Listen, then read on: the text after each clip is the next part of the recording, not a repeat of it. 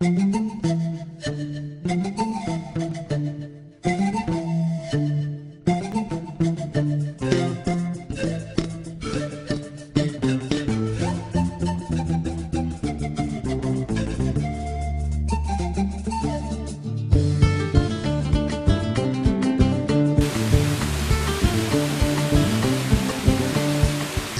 à tous et à toutes, je suis le professeur Philippe Gaudin, chef de service en rhumatologie au CHU de Grenoble en France.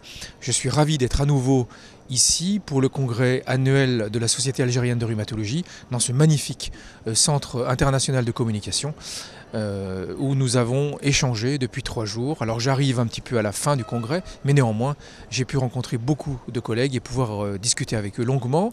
J'interviens plus particulièrement sur une notion importante qui est le traitement sur un objectif précis, à savoir le treat to target pour les anglo-saxons, le rhumatisme psoriasique avec un objectif soit de rémission, soit de faible activité.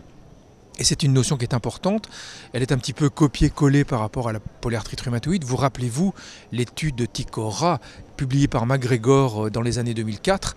Et bien maintenant, on a la même chose dans le rhumatisme psoriasique et dans l'ostéoporose également.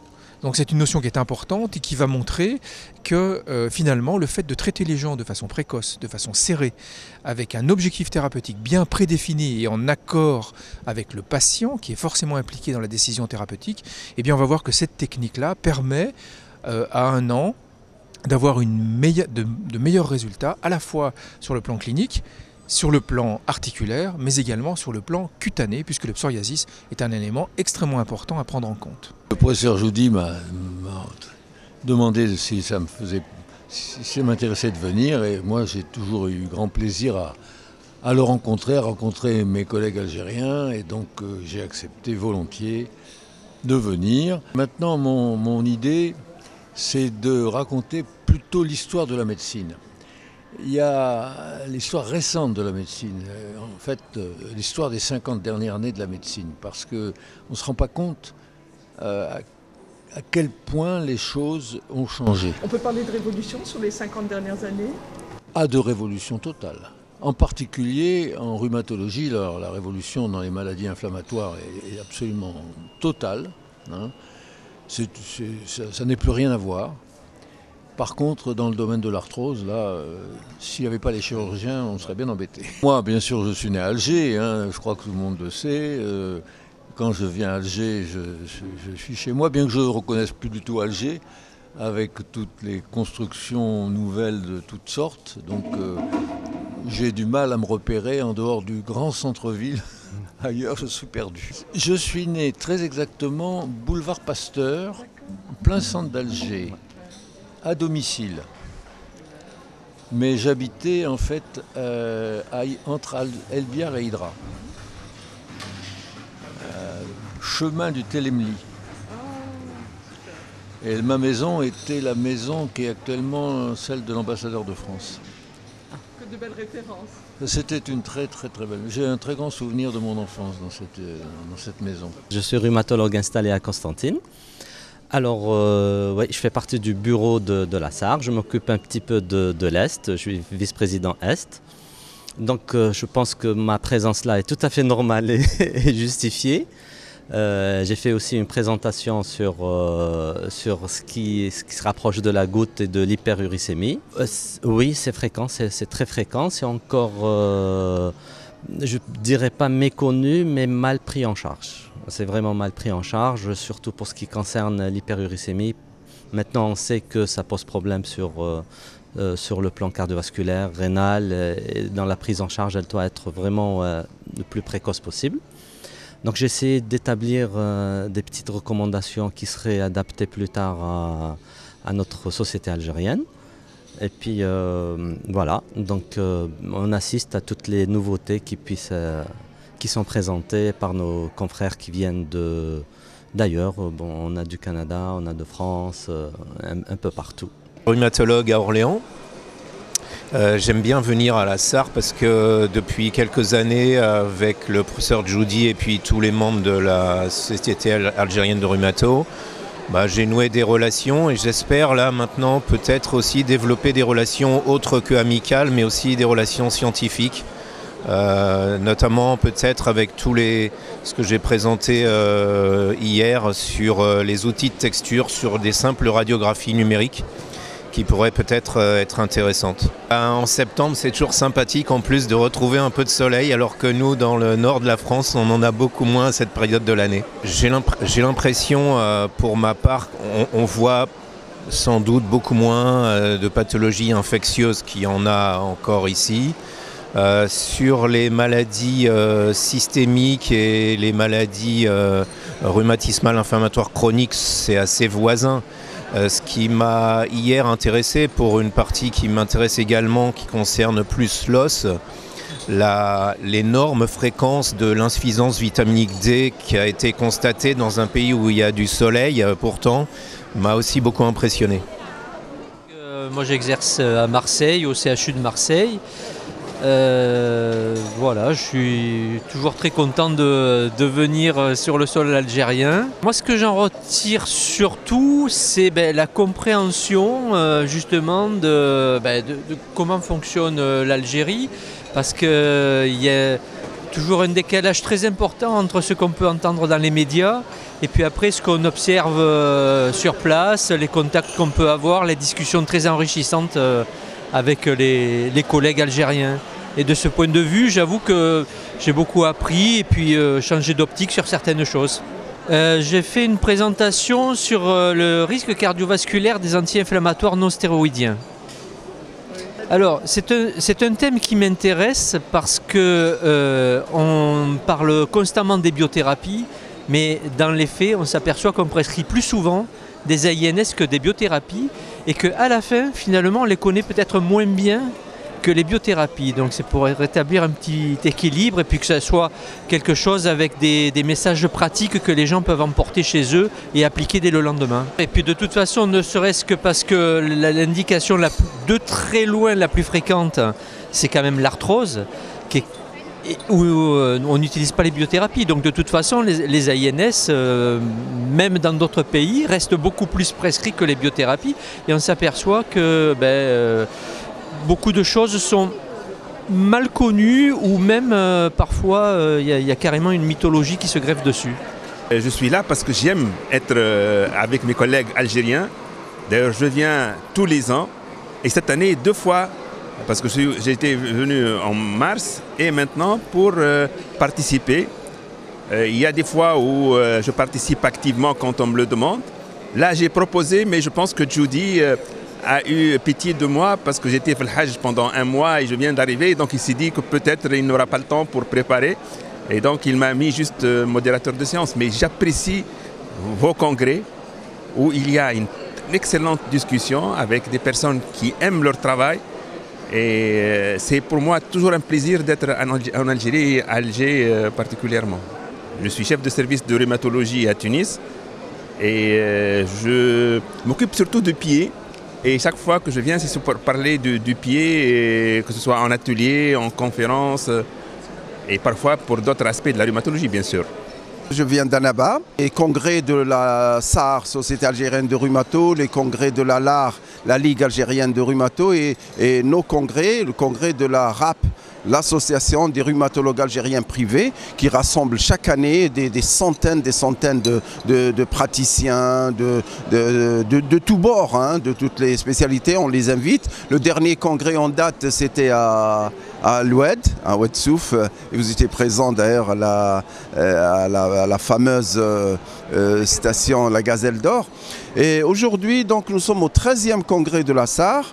Un congrès très riche, vous avez vu que le programme est varié et on a des sommités de l'étranger, des sommités nationales. Et là, vous avez vu, comme a dit le professeur Lache, qui est un ancien ami de Tunis que je connais depuis les années 90, on travaille toujours ensemble. Donc c'est une union, nous sommes là, on se réunit et l'union fait la force. Les maladies rhumatismales et les nouveaux traitements, c'est une révolution thérapeutique. Le profil et le visage de la rhumatologie a changé, a complètement changé. C'est plus comme disent les anciens ou les anciennes, j'ai du rhumatisme, je suis obligé de rester au lit ou bien de prendre mes cannes ou mon fauteuil roulant. Pas du tout, pas du tout, pas du tout. Les gens qui sont en fauteuil roulant se lèvent et marchent. Lève-toi et marche. Voilà. Donc les nouveautés, les nouveaux traitements de la thérapie, donc les anti-TNF-alpha, les traitements biologiques, les biothérapies, tout ça, ça a donné. Et puis, il y a une nouveauté aussi concernant cet acharnement thérapeutique. Les gens utilisent les antalgiques, les anti-inflammatoires à tout bout de champ. Ils s'adressent aux pharmaciens qui leur donnent n'importe quel médicament, n'importe quelle dose. Là, c'est un danger.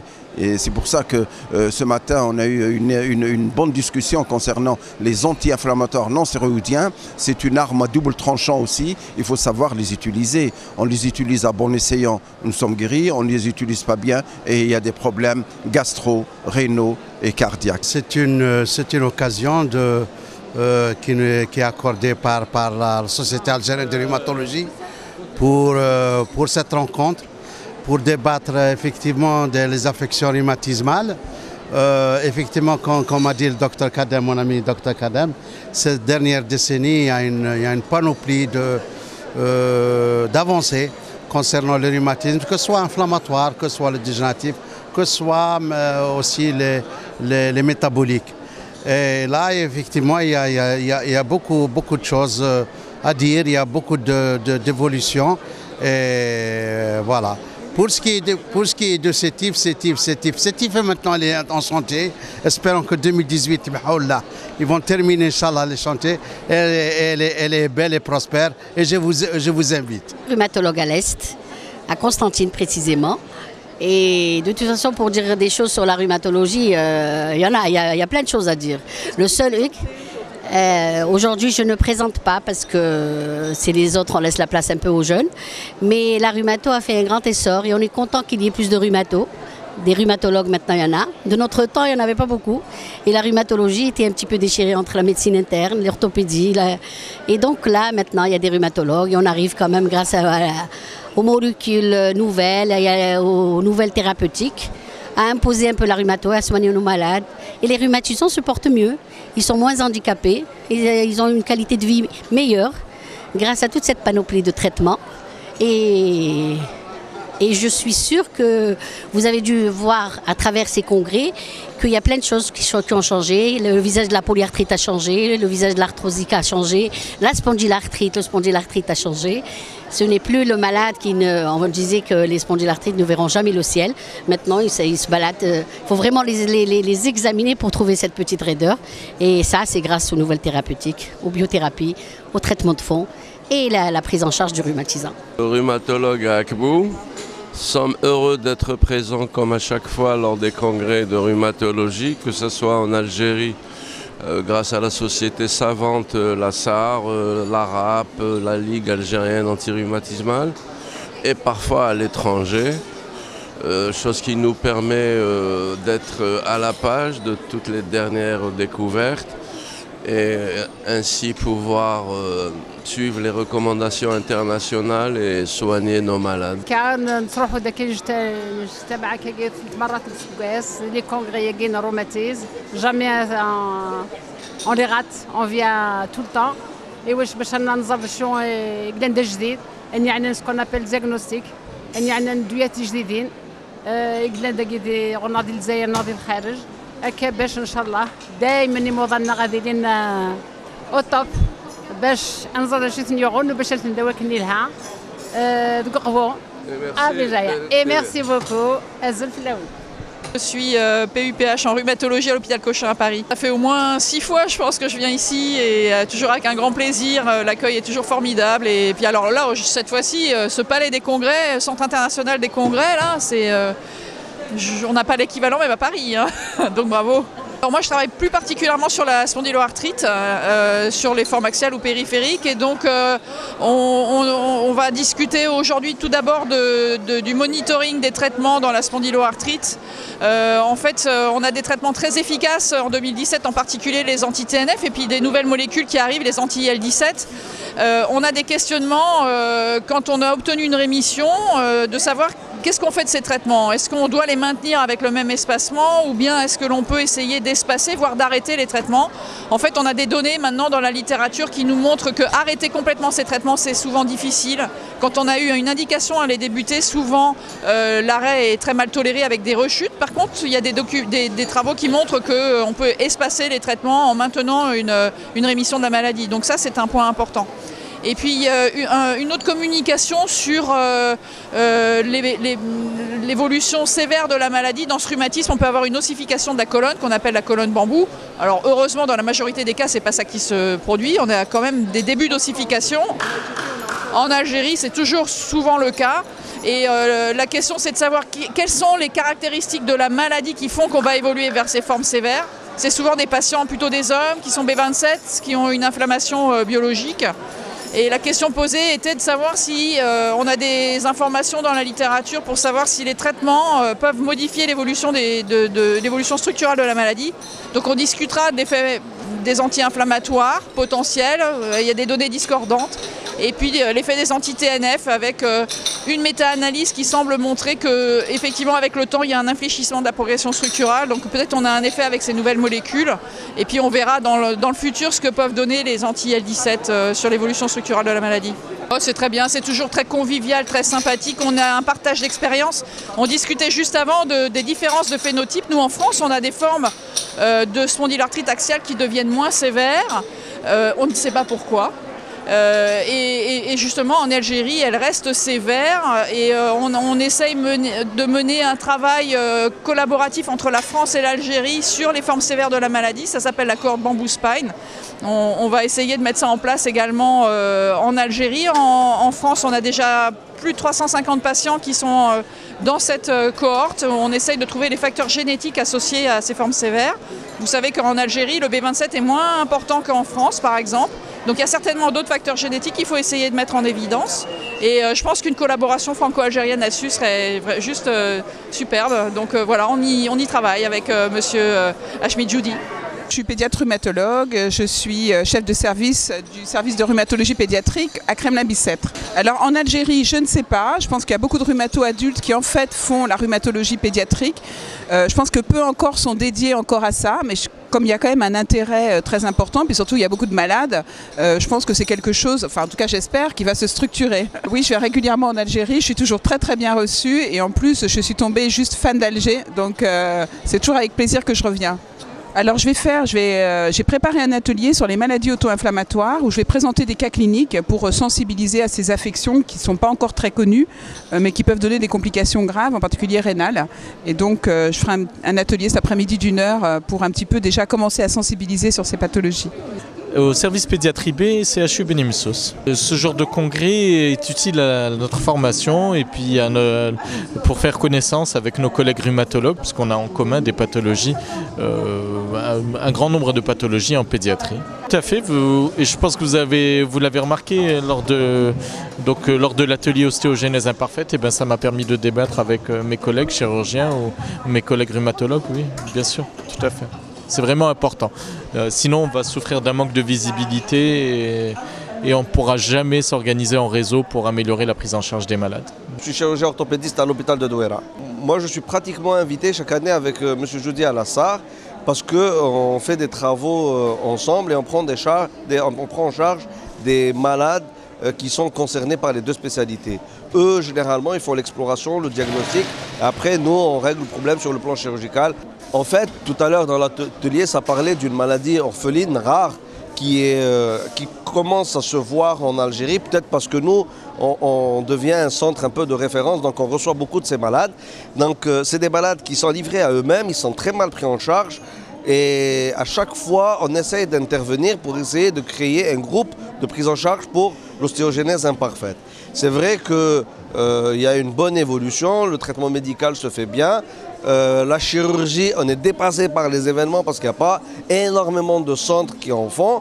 Et aussi, comme c'est des enfants avant qui n'étaient pas bien pris en charge, ils arrivent avec des formations très importantes. Et on essaye maintenant de rectifier ce qui devait se faire quand ils sont nés ou à très bas âge. Donc on se retrouve à gérer des difficultés qui ont évolué dans le temps. Prise en charge tardive, ça c'est un. Deux, il n'y a pas beaucoup de centres qui en font. Et surtout, le plus important, il n'y a pas une prise en charge réelle pluridisciplinaire. Parce qu'il leur faut, en plus du médecin rhumato-pédiatre, il leur faut un chirurgien et aussi, très important, il leur faut un rééducateur qui va les réadapter dans la vie courante. Et aussi, il faut une ambiance socio-professionnelle qui doit suivre les parents, les voisins, même les autorités locales. Tout le monde doit participer à la prise en charge de ces malades. L'école aussi, c'est très important. C'est des enfants qui sont doués d'une intelligence extraordinaire et malheureusement, on exploite très mal. Comme ils se cassent, ils sont fragiles, il y a des directeurs d'école qui les récusent. Non, mais nos collègues chirurgiens évitent de faire ce genre de malades. Bon, c'est vrai qu'ils n'ont pas été formés, c'est des chirurgiens adultes, donc c'est une spécialité qui ne gère pas un peu ces cas particuliers de l'enfant. Mais c'est une chirurgie qui est très facile à apprendre. Il y a des collègues à nous qui connaissent très bien, mais ils n'en font pas parce que c'est stressant. On gère des malades qui sont fragiles. Et aussi, sur le plan chirurgical, c'est très astreignant. On s'irradie beaucoup, ça prend énormément de temps, il faut avoir le matériel qu'il faut, il faut avoir des réanimateurs qui sont capables de prendre en charge ce genre de malade. Donc c'est vrai que je ne leur en veux pas vraiment, mais tout ce que je leur demande, c'est de faire des essais pour essayer de régler le problème de ces enfants. Je suis chef service de rhumato à la CA. Donc on est là pour la science, pour apprendre un petit peu, voir qu'est-ce que les gens vont faire. Qu'est-ce qu'ils ont fait, et c'est pour voir un petit peu le niveau actuel en rhumato en Algérie. Vous allez faire une communication aujourd'hui? Non, pas de communication. C'est important pour vous d'échanger avec vos confrères nationaux? C'est sûr, on apprend tout le temps. Donc il y a toujours quelque chose de nouveau, et on voit l'expérience des autres. Donc il y a toujours quelque chose d'intéressant à voir et à entendre.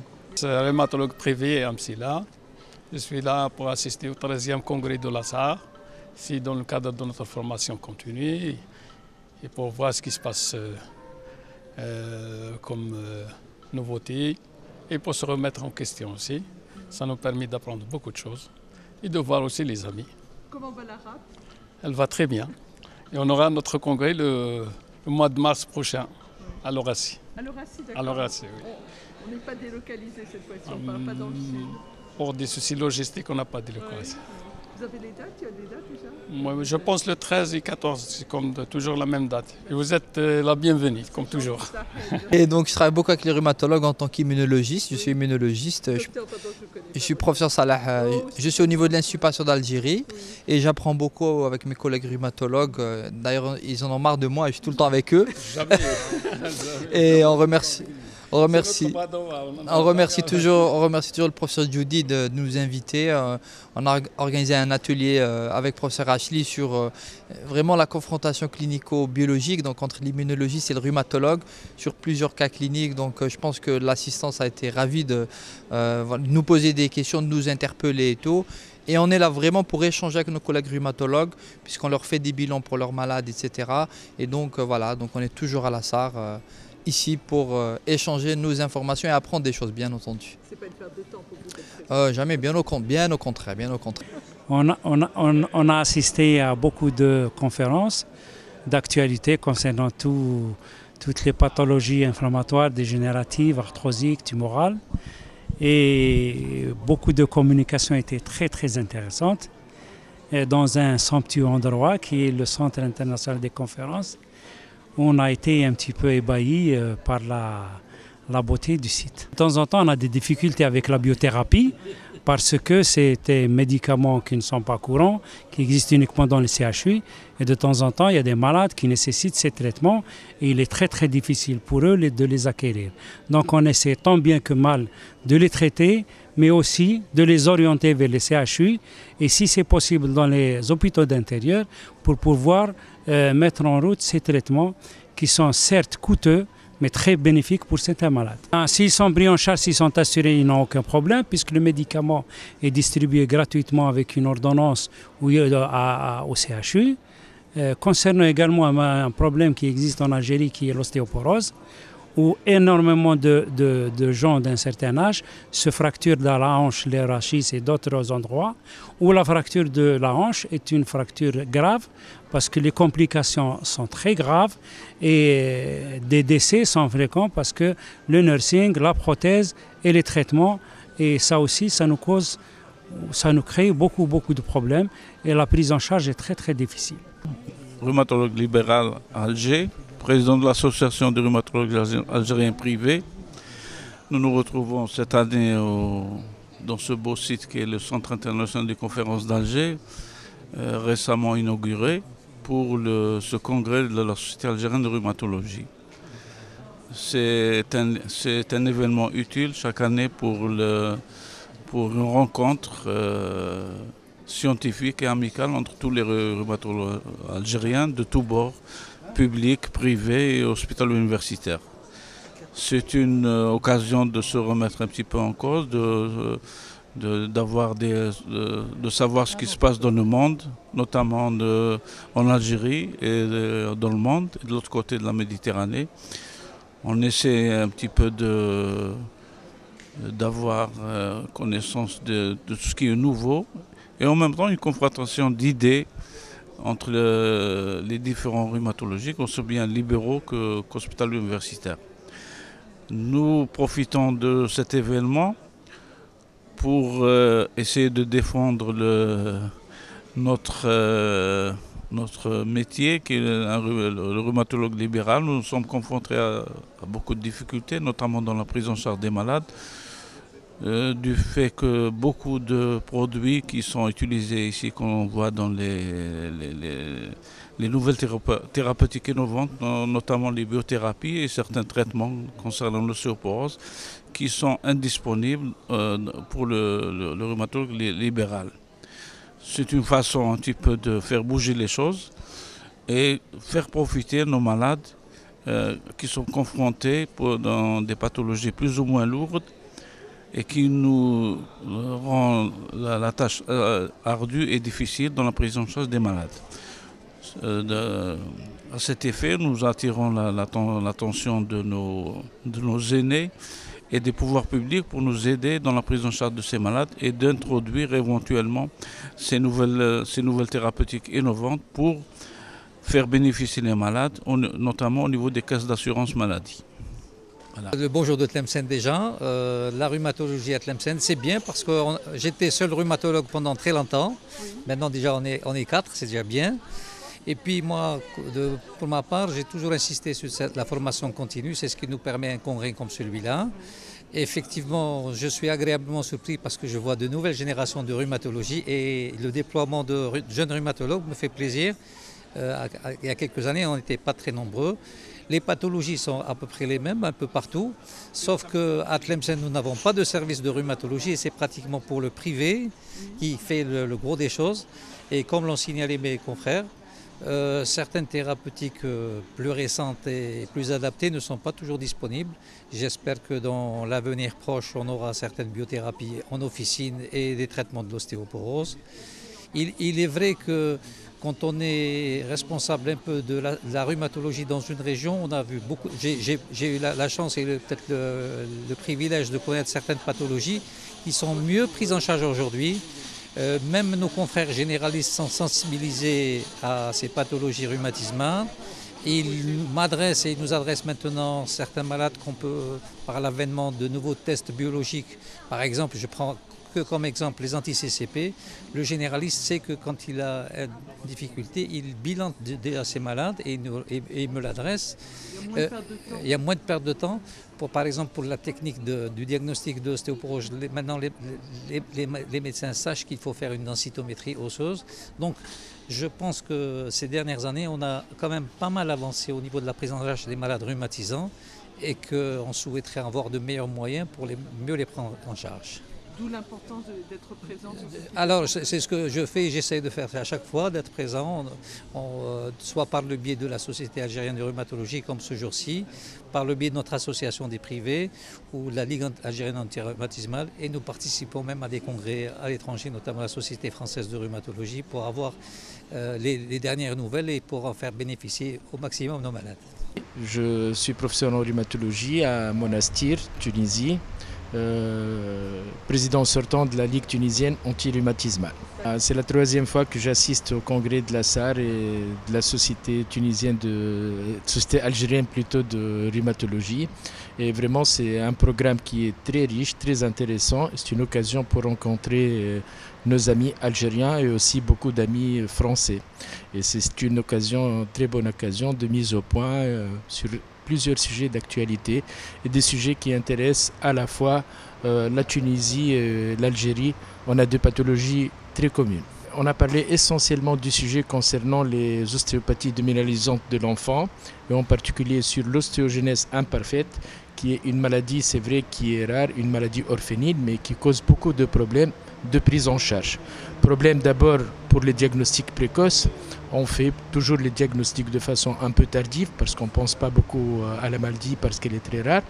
Et donc on a insisté sur les signes qui peuvent révéler cette maladie et comment penser à poser ces diagnostics. L'intérêt du moyen des diagnostics, en particulier la densitométrie osseuse, et puis les études génétiques. On voit que récemment, il y a plusieurs formes de cette maladie, de sévérité très variable, et c'est très intéressant de classer cette maladie.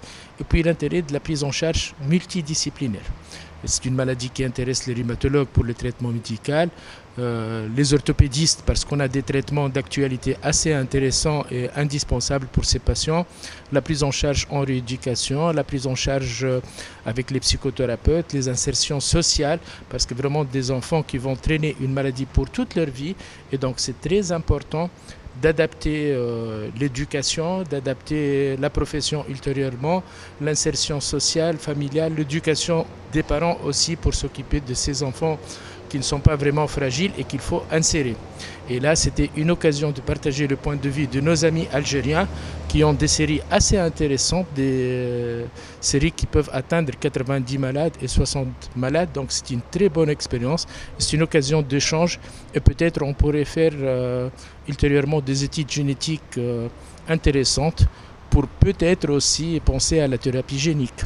C'est notre cas aussi, c'est peut-être une mauvaise pensée. Quand on a une maladie comme ça, chacun traite la maladie de sa propre vision. Donc le rhumatologue s'intéresse au traitement médical, ne pense pas beaucoup à la chirurgie.